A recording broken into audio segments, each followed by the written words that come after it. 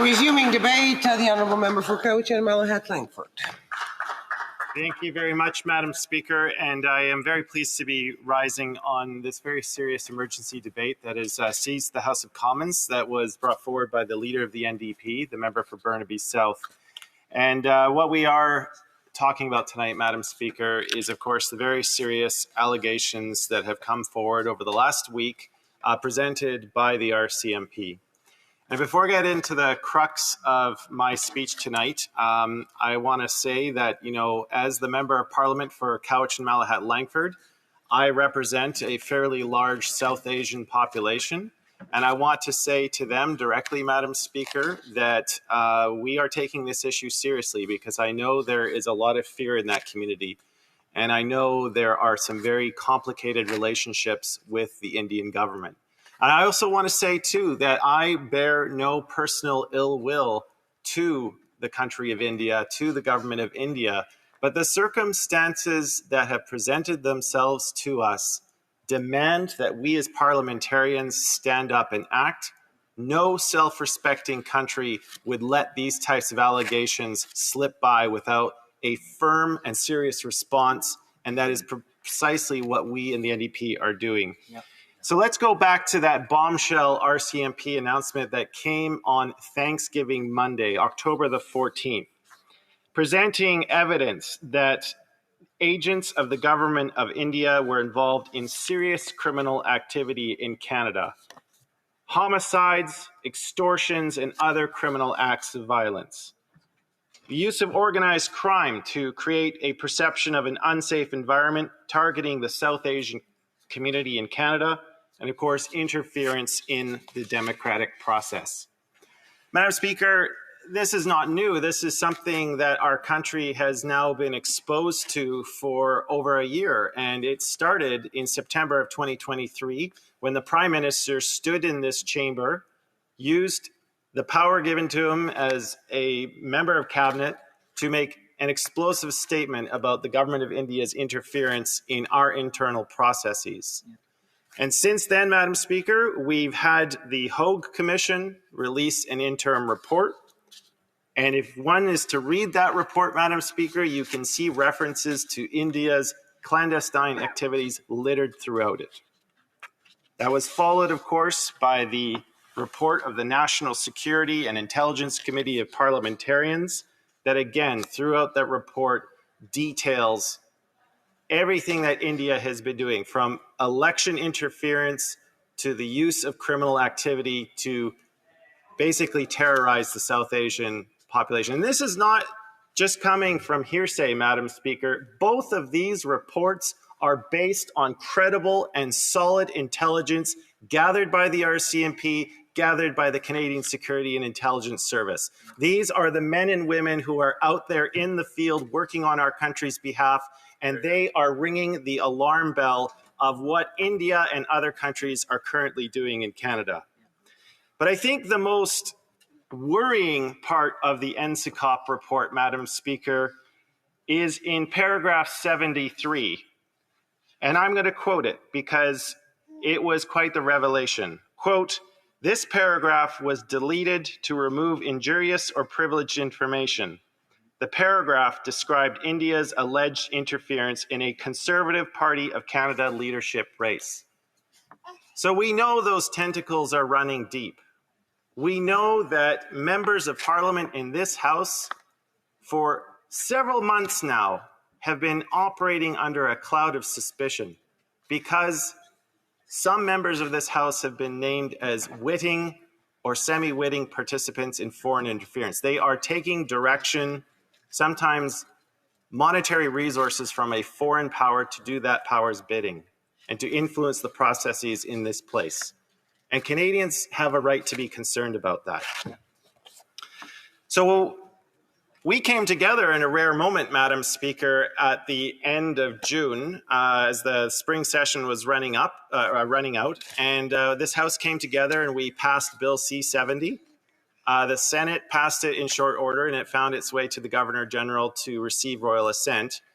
And that bill I was directly involved in. I serve as the NDP's public safety critic. I also serve on the Standing Committee of Public Safety and National Security.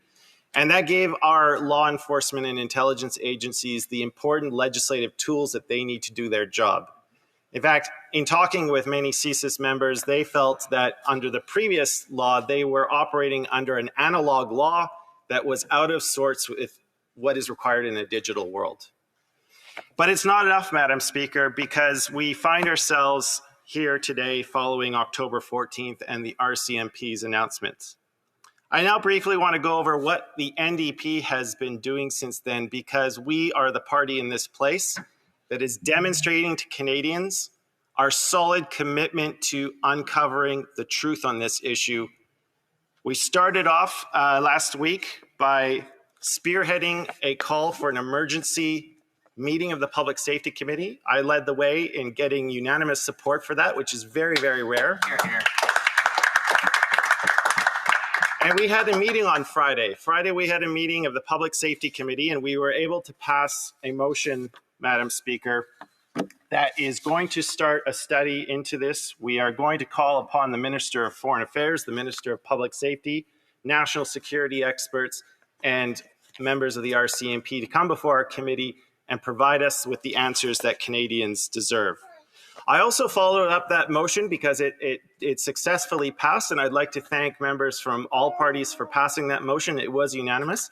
But I followed that motion up with another one, Madam Speaker, which is basically calling on the committee to report to the House that we feel all federal party leaders need to apply for the appropriate security clearance level in the next 30 days in order to review classified information and take necessary actions to protect Canadians. Guess what, Madam Speaker? The Conservatives immediately started filibustering that motion, and I suspect they're going to continue tomorrow.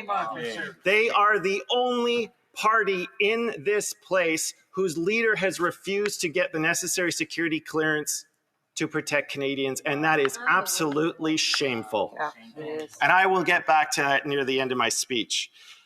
Today, our leader asked for unanimous consent to establish a special committee on Canada-India relations, and unfortunately, the Liberal member for Winnipeg North rushed in to shout out no. At a time like this, when we need to focus our attention on the fraught relationship between our two countries, I think it is absolutely unbelievable that the Liberals would say no to the formation of a special committee to investigate this very serious issue. And that, of course, Madam Speaker, brings us to the emergency debate tonight, which again was spearheaded by the leader of the NDP and has allowed members of Parliament to stand in this place and to report back on the serious things that are happening in our communities.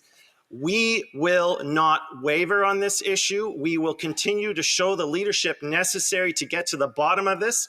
When the Liberals and the Conservatives are too busy throwing insults at each other, this country needs moral clarity. They need to see leadership that is standing up on behalf of all Canadians, and we will continue to do that. I will end with this, Madam Speaker, because I have been listening to the Conservatives dodge and weave and provide the most flimsy excuses for their leader not getting security clearance.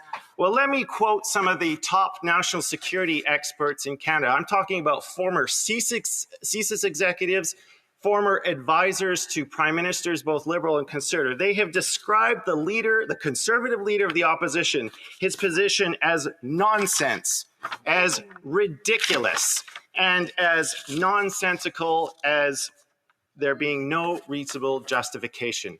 The fact is, Madam Speaker, we are at a point now where the leader of the opposition's continued refusal to get security clearance is raising far more questions than is necessary at this time. This is a time when we need to present a united front. We need to show our foreign adversaries that in this place, we may have our partisan differences, but when you mess in our internal affairs, we stand united, we are unshakable, we are unbreakable, and it is absolutely shameful that the Conservative leader who aspires to be Prime Minister continues to refuse to get to that security clearance. He is putting the partisan interests of his party over this country. He needs to be held to account. It's time for him to step up to the plate, get the security clearance that is necessary so that we can tackle this issue with the united front that it deserves. Thank you very much.